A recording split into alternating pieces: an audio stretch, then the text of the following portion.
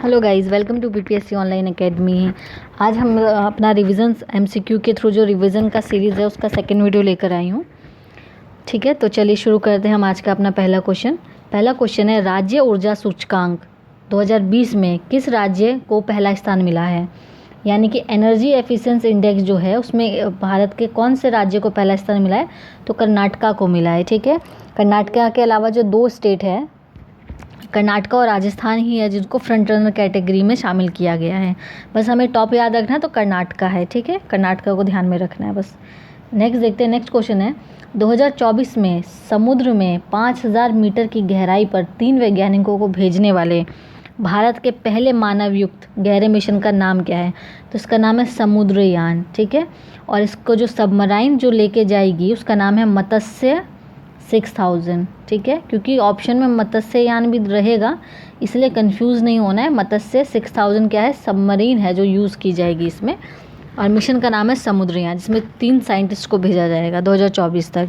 ठीक है, और ये मिशन जो है वो 5000 गहराई में होगा 2024 में। लॉन्च कब किया गया था ये मिशन, तो 2021 अक्टूबर 2021 में किया गया था। ठीक है, दोनों डेट याद रखनी है। एक डेट तो आपकी कब भेजा जाएगा ये, क्योंकि जब 2024 में भेजा जाएगा तो उसके लिए तैयारी तो अभी से शुरू होगी, इसलिए उसको लॉन्च कब किया गया था, लॉन्च डेट याद रखनी है।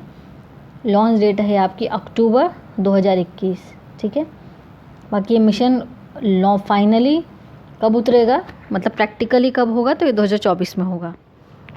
चेन्नई से लॉन्च किया गया था ये। ठीक है, चलिए नेक्स्ट क्वेश्चन देखते हैं। नेक्स्ट क्वेश्चन है, किस भारतीय अर्थशास्त्री को भारत सरकार का मुख्य आर्थिक सलाहकार नियुक्त किया गया है। यानी चीफ इकोनॉमिक एडवाइज़र के रूप में किसको शामिल किया गया, जो अजीत डोवल थे पहले हमारे, अभी हैं आपके वेंकटरमन अनंत नागेश्वरन।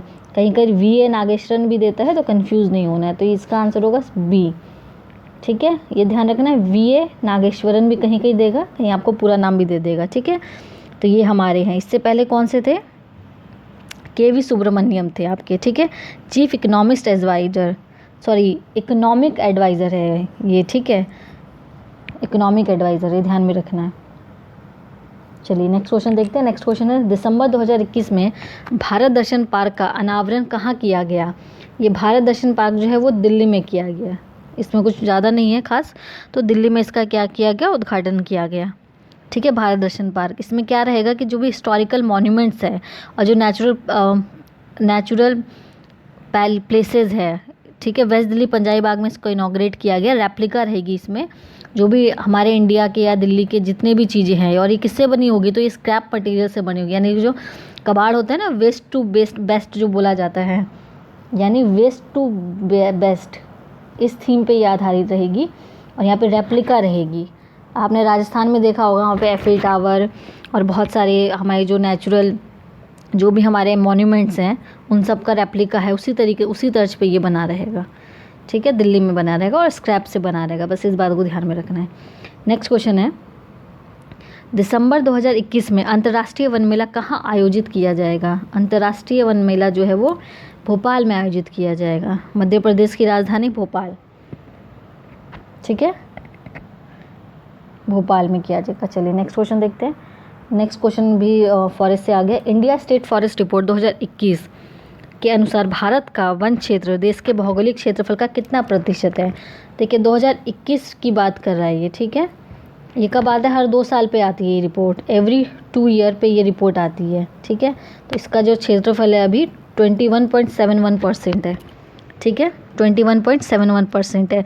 और कितना बड़ा है 2019 से, क्योंकि हर 2 साल में आती है, तो 2019 से ये अभी कितना बड़ा है आपका 721 स्क्वायर किलोमीटर का बड़ा है। ये भी ध्यान रखना है, अगर ये ना पूछे तो ये पूछ सकता है कितना बड़ा है। ठीक है, और 2019 की बात करें तो 21.67% था, तो कंफ्यूज नहीं हो रहा है, 2019 में था। अभी क्या है 21.67%, यानी कितना बड़ा है, 60.67 से 0.71, यानी सिर्फ 721 स्क्वायर किलोमीटर बड़ा है। ठीक है, चलिए नेक्स्ट क्वेश्चन देखते हैं।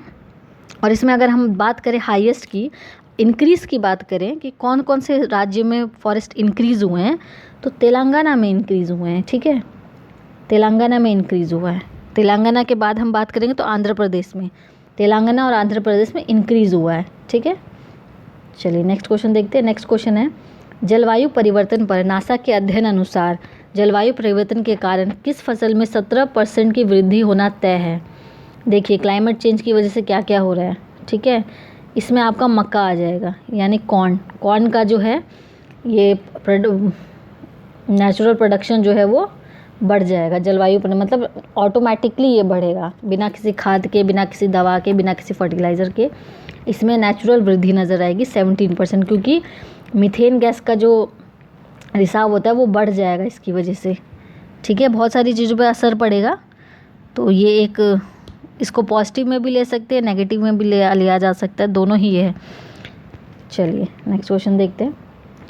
ग्रीन रिबन इनिशिएटिव को शुरू किया गया है किसके द्वारा। ग्रीन रिबन इनिशिएटिव को किया गया मानसिक स्वास्थ्य पर जागरूकता बनाने के लिए, यानी जो मेंटल हेल्थ होती है ना हमारी, उसको लेके जागरूकता बढ़ाने के लिए, अवेयरनेस बढ़ाने के लिए है। मानसिक रोगियों के लिए नहीं है, ये हमारी मेंटल हेल्थ को लेके है, ये इस बात का ध्यान रखना है, ठीक है। मेंटल हेल्थ उसको लेकर है।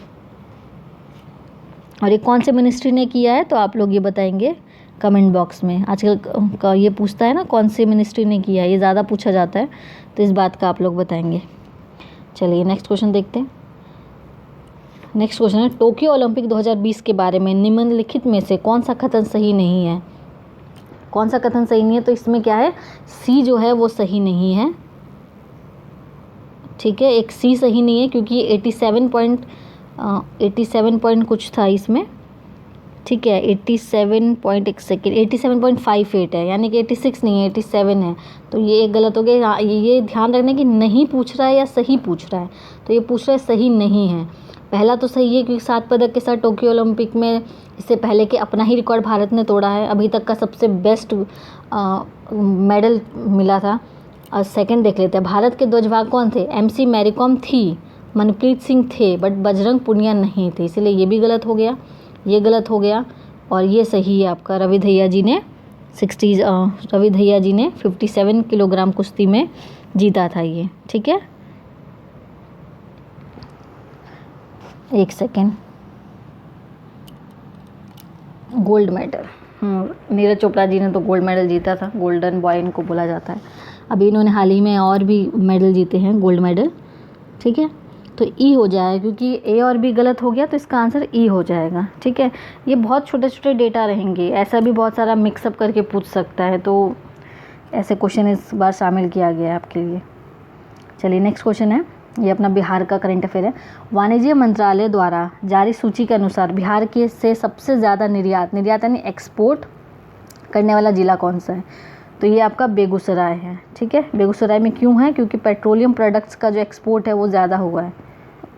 देख के लगेगा कि मुजफ्फरपुर है तो लीची हो सकता है, बट बेगूसराय है, बेगूसराय में पेट्रोलियम प्रोडक्ट का ज़्यादा एक्सपोर्ट हुआ है। नेक्स्ट क्वेश्चन है आपका, सार्वजनिक मामलों के सूचकांक में समग्र श्रेणी में किस राज्य का अंतिम स्थान मिला है, तो हमारा बिहार और यूपी एज ऑलवेज लास्ट रहा है, बिहार और यूपी लास्ट रैंक पे आए हैं, मतलब तो इसका आंसर क्या हो जाएगा, ई हो जाएगा इसका आंसर, ठीक है। दोनों कंबाइन रूप से लास्ट पे आए हैं, तो इसका आंसर ई हो जाएगा, ठीक है। चलिए, और फर्स्ट रैंक पे कौन है, तो केरला और तमिलनाडु। केरला फर्स्ट पे है एंड सेकंड पे आपका तमिलनाडु है, no doubt, Kerala and Tamil Nadu first and second, ठीक है। और कंबाइन रूप से लास्ट हो जाते हैं दोनों। चलिए नेक्स्ट क्वेश्चन देखते हैं। नेक्स्ट क्वेश्चन है, किस देश में महात्मा गांधी के सम्मान में पहला स्मारक सिक्का लॉन्च किया गया, तो ये ब्रिटेन में किया गया, ठीक है। इसको बस याद रखना है, ब्रिटेन में किया गया। और दालचीनी की खेती कौन सा भारतीय राज्य शुरू कर रहा है, तो हिमाचल प्रदेश कर रहा है, ठीक है। दालचीनी क्या होती है, बार्क ऑफ ट्री होती है, छाल होती है, ठीक है, बार्क ऑफ ट्री। ये क्वेश्चन भी पूछा हुआ है BPSC में एक बार, बार्क ऑफ ट्री होती है। चलिए नेक्स्ट क्वेश्चन देखते हैं। नेक्स्ट क्वेश्चन है, निम्नलिखित कथनों पर विचार कीजिए। जैली रुदन का कारण अम्ल की अधिकता है, ठीक है। इसमें मतलब कथन दिया है, उसको बताना है सही है या गलत है, ठीक है। और इसमें गन्ने के लिए सर्वाधिक अनुकूल जैव उर्वरक एसिडोबैक्टर है। और तीसरा है, नमकीन पानी से में उगाए गए पौधे थैलोफाइट्स कहलाते हैं। और चौथा है आपका सुसुप्तावस्था, हिंदी बड़ी टफ है वर्ड, सुसुप्तावस्था तोड़ने वाला हार्मोन साइटोकाइनिन है। इन सबको देखिए, जब ये मल्टीपल क्वेश्चन आते हैं ना, तो इसको बहुत अच्छी तरीके से पढ़ना पड़ता है, ठीक है। क्योंकि इसमें सही नहीं है या सही है दोनों चीज़ पूछी जाती है। तो कई बार हम लोग ऑप्शन देख के लगता है कि जो नहीं पूछा है वही सबसे पहले ऑप्शन रहेगा, ठीक है। तो इसी चक्कर में हमारा क्या होता है, आंसर गलत हो जाता है, ठीक है। इसका जो आंसर होगा वो 1 2 सी होगा, 1 3 एंड 4, ठीक है। इसका आंसर आपका 1 3 एंड 4 होगा। चलिए क्वेश्चन को दोबारा देखते हैं। इस क्वेश्चन में कहा गया है कि जेली रुदन का कारण अम्ल की अधिकता है। गन्ने के लिए मतलब ये 4 आपको स्टेटमेंट दी गई है, उसको बताना है कि कौन सी सही है, ठीक है, कौन सी सही है ये बताना है, ठीक है। जब कुछ नहीं दिया हो तो सही है बताना है, विचार करना है ना, ये वर्ड को पकड़ना है आपको, ठीक है। तो इसमें जो होगा जेली रुदन का कारण अम्ल की अधिकता है, ये बिल्कुल सही है, ठीक है। गन्ने के लिए सर्वाधिक अनुकूल जैव एसिडोबैक्टर है, ये भी बिल्कुल सही है। नमकीन पानी में उगाए गए पौधे थैलोफाइट्स नहीं होते, वो हेलोफाइट्स होते हैं, तो ये ऑप्शन गलत है। तो जहाँ जहाँ आपका 3 है तो वो गलत हो गया, देखिए सी गलत हो गया, 3 गलत हो गया, ठीक है। और पहला दूसरा तो सही है। अब हम 4 देखते हैं। सुषुप्त अवस्था तोड़ने वाला हार्मोन साइटोकाइनिन है, तो ये आपका सही है। तो इसका मतलब जो आंसर हो गया 1 2 एंड 4 हो गया। इसमें क्या गलत है, तो थैलोफाइट्स नहीं होगा, वो हेलोफाइट्स होता है, ठीक है। और ये वीट का मतलब क्या होता है, ये जो जेली रुदन का मतलब होता है वीपिंग जेली, ठीक है। एसिड रेन जो होती है वो रीज़न होती है आपका इसका। इंग्लिश वालों के लिए, हिंदी वाले तो समझ जाएंगे, बट इंग्लिश वालों को थोड़ा डिफ़िकल्ट होगा, तो इसलिए मैं बता देती हूँ आपको। जेली अम्ल वर्षा यानी एसिड रेन की वजह से होता है, ठीक है। चलिए, यही क्वेश्चन जो है ना वो फंसाते हैं, तो इसको 2 बार 3 बार पढ़ना है, उसके बाद ही इस बात का आंसर देना है, क्या सही है और क्या सही नहीं है। आजकल जो है जितने भी बीपीएससी एग्ज़ाम ले रहा है उसमें आपको ऐसे ही क्वेश्चन देखने को मिल रहे हैं, जिसमें ये जो पैटर्न है वो यूपीएससी की तरफ शिफ्ट हो रहा है, ठीक है, स्टेटमेंट वाले। तो इसको बहुत ध्यान से पढ़ना है। अब इसमें आपको चारों पता होंगे तो ही आप ये आंसर लगा पाएंगे, तो इसीलिए रिवीजन और सारा चीज़ का होलिस्टिक वे में जानकारी होना बहुत ज़रूरी है अब बीपीएससी क्रैक करने के लिए। अब वो ट्रेडिशनल मैथड नहीं चलेगा कि 1 लाइनर पढ़ के आप बीपीएससी निकाल देंगे। चलिए नेक्स्ट क्वेश्चन देखते हैं। नेक्स्ट क्वेश्चन है, कौन सा तत्व जड़ युक्तियों की वृद्धि के लिए आवश्यक होता है, यानी जो रूट होती है उसकी वृद्धि के लिए कौन सा जो तत्व एलिमेंट है वो इम्पॉर्टेंट होता है, तो वो है आपका कैल्शियम। कैल्शियम की वजह से ही आपका जड़ जो है वो ग्रो करती है, ठीक है। चलिए नेक्स्ट क्वेश्चन देखते हैं। नेक्स्ट क्वेश्चन है, ऐसे क्वेश्चन भी बहुत आते हैं, ये कौन सा आपका ट्यूबर है, ठीक है, ये क्वेश्चन इसमें पूछा जा रहा है कि निम्नलिखित में से कौन सा एक और प्रकंद का उदाहरण है, ठीक है। प्रकंद मतलब ट्यूबर होता है, तो इसमें 3 हो जाएंगे। देखिए आलू भी आपका ट्यूब है, बांस भी आपका ट्यूब है, अदरक भी आपका ट्यूब है, बट प्याज जो है वो ट्यूब नहीं है, ट्यूब है पर ये दूसरा वाला ट्यूब है, ठीक है। ये तीनों, इन तीनों में एक समानता आती है जो इसमें नहीं आती है, तो आंसर आपका ई हो जाएगा, ठीक है। चलिए नेक्स्ट क्वेश्चन देखते हैं। नेक्स्ट क्वेश्चन है, ग्रेगर जोहान मंडल को आनुवांशिकता का पिता कहा जाता है, ये बिल्कुल सत्य है। जब मंडल ने एकल संकरण के तहत विशुद्ध लंबे एवं विशुद्ध बौने पौधे के बीच क्रॉस कराया यानी जो हाइब्रिड करवाया ना, एक लंबा पौधा है एक छोटा पौधा है, इन दोनों को जब हाइब्रिड किया गया तब क्या पाता है, तो पहली पीढ़ी जो होती है उसकी ये पाया जाता है कि इनके जो भी पौधे होते हैं यानी एक बौना पौधा एक लंबा पौधा, उसका जब हाइब्रिड कराते हैं तो बाकी जितने भी पौधे निकलते हैं उसमें से तो वो सभी लंबे होते हैं, ठीक है। इसीलिए इनको क्या कहा जाता है, जेनेटिक का फादर कहा जाता है, ठीक है। वैसे इसमें याद रखना कि सभी लंबे होते हैं। अगर आप एक बौने पौधे और एक छोटे लंबे पौधे को अगर आप हाइब्रिड कराते हैं तो उसमें क्या मिलता है आपको, सभी लंबे पौधे मिलेंगे। इसमें ज़्यादा कुछ समझने वाला नहीं है। अभी देखते हैं, कुल कितनी जोड़ी मेरुतंत्रिका मेरुजा से निकलती है, ठीक है। स्पाइनल कॉर्ड की बात हो रही है तो 31 स्पाइनल कॉर्ड, इंग्लिश वालों के लिए बता दें स्पाइनल कॉर्ड, ठीक है, 31 होती है। चलिए नेक्स्ट क्वेश्चन है, भारत का सबसे बड़ा पवन ऊर्जा पार्क कौन है, तो ये क्या है, मुपंडलम पवन ऊर्जा है, जो कहाँ पे है, तमिलनाडु में है, ठीक है। मुपंडलम कहाँ पे आपका, तमिलनाडु में है। और जैसलमेर में भी है एक, जो कि दूसरा लार्जेस्ट विंड पावर पार्क है, जो कि जैसलमेर के राजस्थान में, यानी पहला तो आपका हो गया तमिलनाडु में, मुपंडलम नाम है इसका, नाम से ही पता लग रहा है। और सेकंड में आ जाता है आपका ये जो नीचे दिया गया जैसलमेर वाला, राजस्थान में है, ठीक है। चलिए तो फैक्ट बेस्ड क्वेश्चन है, आपको याद ही रखना पड़ेगा। अभी एक क्वेश्चन टेक्निकल आ जाता है, ठीक है। निम्नलिखित में से कौन सा एक उद्योग की स्थिति को प्रभावित करने वाला कारक नहीं है। देखिए नहीं है, ठीक है। और ये क्या स्थिति, अब इसको समझना बहुत ज़रूरी है। कि कौन सी स्थिति है, यानी लोकेशन की बात की जा रही है इसमें। जब ऐसे क्वेश्चन जब आए ना इकोनॉमिक्स के खासकर, तो आप लोग इंग्लिश मीडियम वाला जो क्वेश्चन होगा उसको प्रेफर कीजिएगा, ठीक है। लोकेशन की बात हो रही है। अब परिवहन तो बिल्कुल मैटर करेगा। अगर ऐसी जगह में अगर हम फैक्ट्री लगा देंगे जहाँ पे ट्रांसपोर्टेशन की सिस्टम ही नहीं है, मान लीजिए रोड सही नहीं है, तो वहाँ तक हमारा सामान पहुँचेगा नहीं। जब सामान नहीं पहुँचेगा तो उद्योग लगा के हम क्या करेंगे।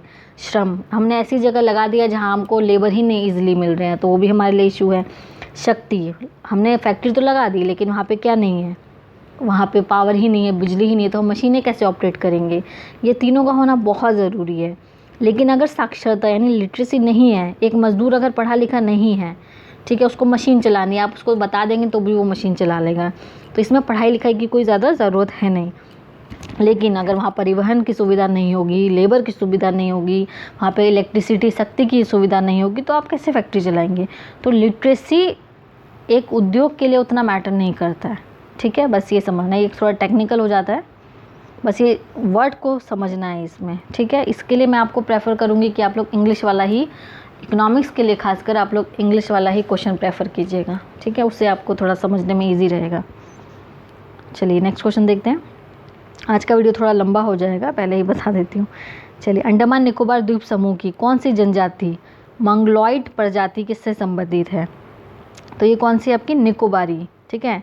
बस इसमें याद रखना है मैंगलोड से कौन सी रिलेटेड, तो निकोबारी, जो कहाँ पे अंडमान एंड निकोबार में, बस इतना याद रखना है।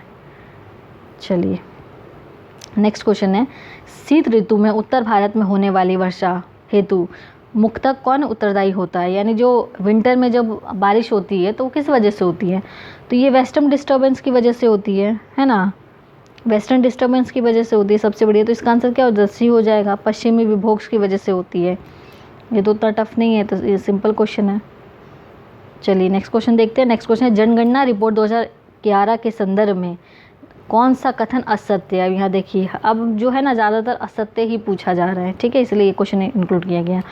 इसका पहला क्वेश्चन देखिए, अब इसमें आपको इशारा पता होगा तो ही आप इसका आंसर दे पाएंगे, नहीं तो तुक्का मारना पड़ेगा, और क्या कर सकते हैं।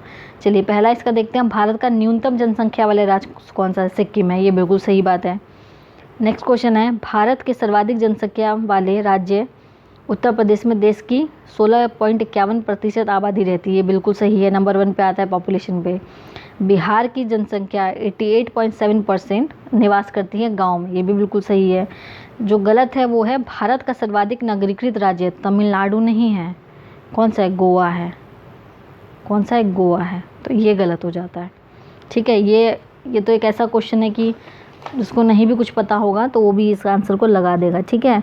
पॉपुलेशन में और सेकंड में आ जाता है आपका तमिलनाडु, ठीक है, और थर्ड में आ जाता है आपका महाराष्ट्र। तो पहले में गोवा है, देन तमिलनाडु है, देन महाराष्ट्र है, देखिए, ठीक है। चलिए, गोवा पहले में आता है और महाराष्ट्र सेकंड में आता है, तमिलनाडु नहीं आता, ठीक है, महाराष्ट्र आता है मोस्ट अर्बनाइज्ड में। चलिए नेक्स्ट क्वेश्चन है, और बिहार में सबसे ज़्यादा गांव में कहाँ निवास करती हैं, तो समस्तीपुर में। चलिए नेक्स्ट क्वेश्चन देखते हैं, राष्ट्रीय जलमार्ग नेशनल वाटरवेज की बात हो रही है, तो पहले की बात हुई तो कहाँ से कहाँ तक है, ये भी बीपीएससी का क्वेश्चन है आपका। इलाहाबाद से हल्दिया, ये तो सिंपल क्वेश्चन है, इजी याद रहेगा, ये याद ही करने वाला है। बाकी जितने भी वाटरवेज है आप सबका याद रखेंगे, कुछ भी पूछ सकता है।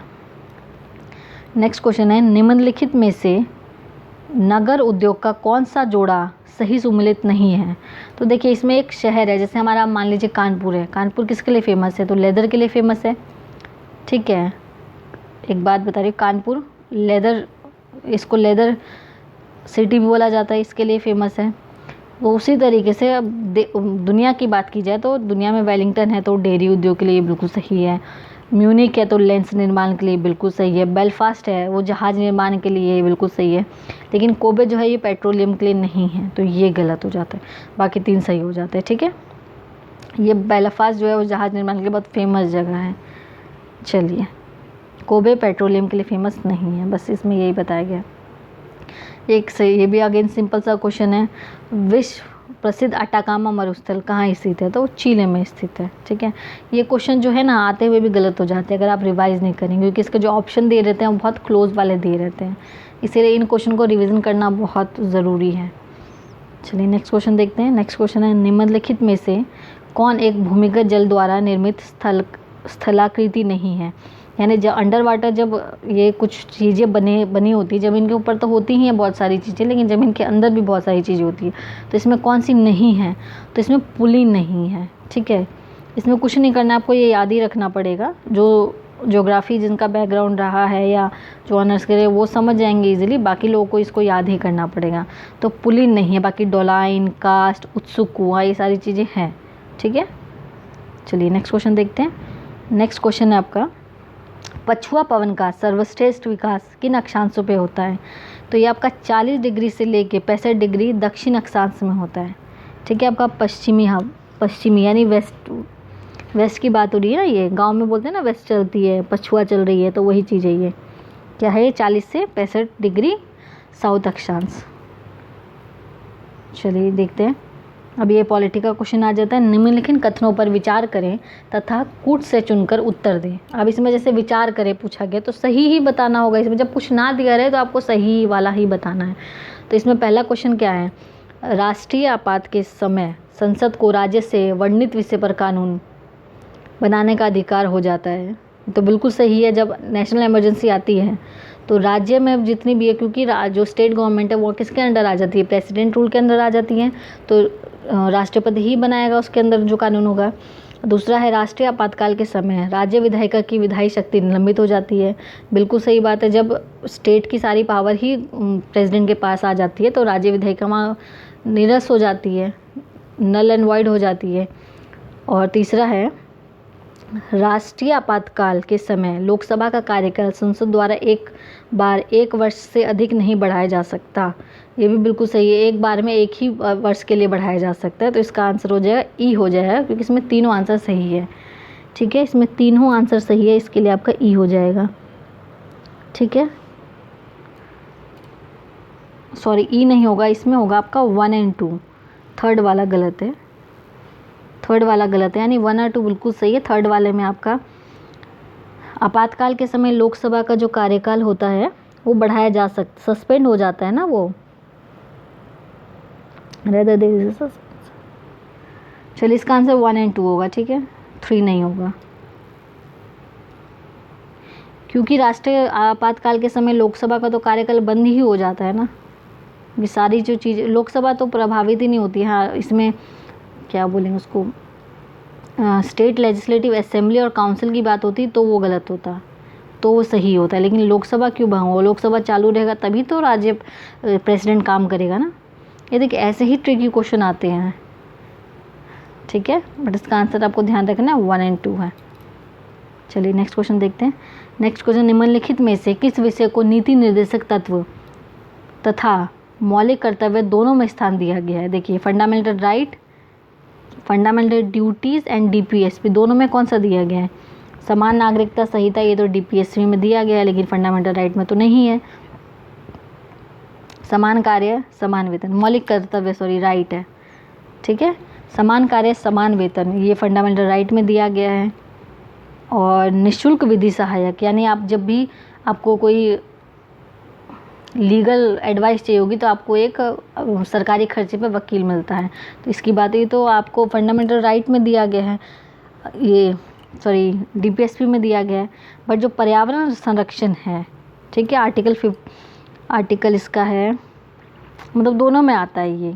यही एक ऐसा पार्ट है जो आपको पर्यावरण संरक्षण आपकी फंडामेंटल ड्यूटीज़ में भी रहेगा, कर्तव्य में भी रहेगा और आपका डीपीएसपी में रहेगा। ये ड्यूटीज़ ये कन्फ्यूज़न हो जाती है, ये हिंदी में बड़ा कन्फ्यूजिंग है। मेरा एक्चुअली इंग्लिश मीडियम है, इसी वजह से थोड़ा प्रॉब्लम हो जाता है, क्योंकि बच्चे हिंदी में ज़्यादा हैं तो वो लोग हिंदी में ही डिमांड करते हैं, इसलिए वीडियो हिंदी में लानी पड़ रही है।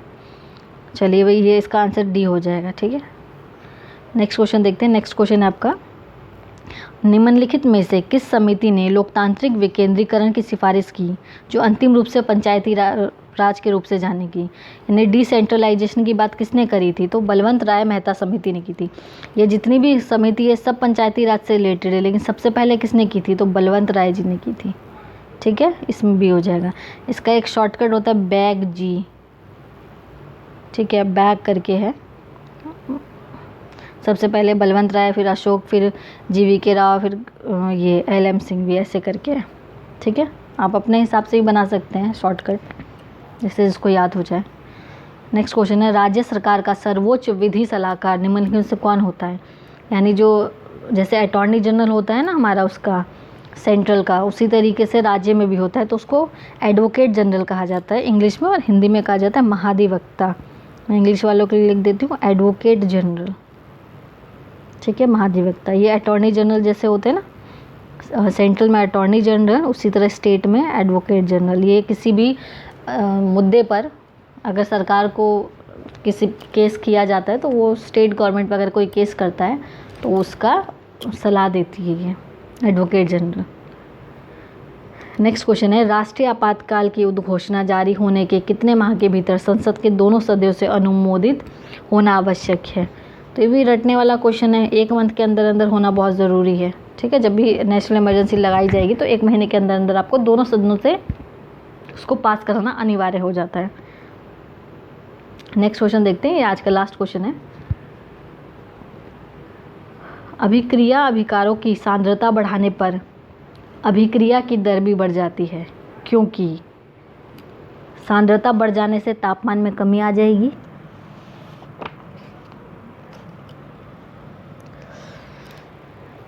लाइट, चलिए क्वेश्चन देखते हैं। अभिक्रिया अभिकारकों की सांद्रता बढ़ाने पर अभिक्रिया की दर भी बढ़ जाती है। ये साइंस का क्वेश्चन आ जाता है। इसमें देखते हैं हम लोग, सांद्रता बढ़ जाने से तापमान में वृद्धि होती है, बिल्कुल नहीं। सांद्रता बढ़ जाने से दबाव में वृद्धि होती है, बिल्कुल नहीं। सांद्रता बढ़ जाने से अणुओं यानी एटम के मध्य टक्करों की कुल संख्या बढ़ जाती है, ये बिल्कुल सही है। सांद्रता, ये मिसप्रिंट हो गया है, सुंदरता नहीं है, सांद्रता ही होगा। ठीक है, सांद्रता बढ़ने से कोई परिवर्तन नहीं होता, ये गलत है। इसका आंसर होगा C। ठीक है, क्योंकि सांद्रता बढ़ जाने से अणुओं के मध्य टक्करों की कुल संख्या बढ़ जाती है। क्यों, मतलब उसकी रेल्यूकेंट कंसंट्रेशन का रेल्यूकेंट होता है वो बढ़ जाता है, क्योंकि उसमें एटमों की टक्कर की संख्या बढ़ जाती है। ठीक है, ये याद करने वाला ही क्वेश्चन है। चलिए, जो साइंस बैकग्राउंड से उसके लिए ईजी है, जो नहीं होगा उसको याद करना पड़ेगा। ठीक है, 35 क्वेश्चन हो गए हैं। अब ये नेक्स्ट वीडियो आपको आएगी 3 से 4 दिन के बाद आ पाएगी। ठीक है, तब तक आप इसी को रिवाइज़ कीजिएगा 2 से 3 बार। अगर इसमें से एक क्वेश्चन भी अगर आ जाता है आपके एग्ज़ाम में, तो ये बहुत 1 नंबर से कट ऑफ में बहुत फ़र्क पड़ता है। तो आगे से जो भी वीडियो आएगी थोड़ी लंबी होगी, क्योंकि एग्ज़ाम तक आपको सारा रिवीजन भी कराना है। ठीक है, चलिए रिवीजन करते रहिए, और वीडियो को लाइक कीजिए, शेयर कीजिए, और चैनल को सब्सक्राइब कीजिए। और आप लोग को अगर कुछ चेंजेस करवाने हो, कुछ नया शुरू करवाना हो, तो वो आप कमेंट बॉक्स में बता सकते हैं। बस हम लोगों का मोटो ये है कि 67 BPSC में आने वाला जो AAO का एग्ज़ाम है, उन सब में हम लोग रिज़ल्ट अच्छा से अच्छा दे पाएँ, सबका रिज़ल्ट हो। ठीक है, अब जो है वो हार्ड स्टडी करने से नहीं होगा, अब स्मार्ट स्टडी करने का टाइम आ गया है। तो जो उसके लिए सबसे पहले रिवीजन बहुत ज़रूरी है। तो आप लोग कम सोर्स से पढ़िए, लेकिन उसको रिपीट ज़्यादा कीजिए। जितना कम सोर्स रहेगा सिलेक्शन के चांस उतने ज़्यादा होते हैं। बस कम सोर्स को ही रिपीट करना है बार बार। 1000 बुक को एक बार नहीं पढ़ना है, एक बुक को 1000 बार पढ़ना है। यही मंत्र है BPSC के लिए। BPSC क्या, कोई भी एग्ज़ाम करने का यही एक मंत्र है। ठीक है, चलिए मिलते हैं फिर आपको नेक्स्ट वीडियो में। Thank you for watching BPSC online academy.